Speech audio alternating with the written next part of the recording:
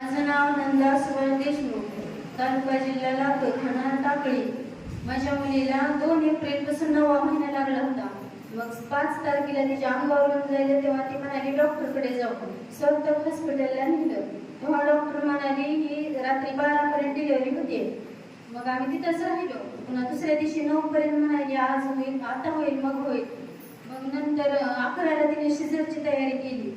मग आम्ही महाराजांना फोन केला. महाराज म्हणले दीदी तुझी नॉर्मल डिलिव्हरी होईल. मग आम्ही सरकारी हॉस्पिटलला नेलं. तिथं म्हणले 15 दिवस बाकी आहे. मग गोरे हॉस्पिटलला खाजगीमध्ये आणलं. तिथं म्हणले 15 दिवस बाकी आहेत आणखी. तर निसर्गाच्या नियमानं अगोदर पण होऊ शकते. मग तिनं 16 तारखेला रात्री, या दिवशी दुर्गाष्टमी, दुसऱ्या दिवशी रामनवमी, तिच्या रात्री 11ला तिने डिलिव्हरी झाली, मुलगा झाला. तर मग महाराजांना मी फोन केला 10 दिवसाखाली. महाराज म्हणले तुमचे भाचे सुखरूप 10 दिवसानंतर सुटून येतील. तर तो पण महाराजाचा शब्द खरा झाला.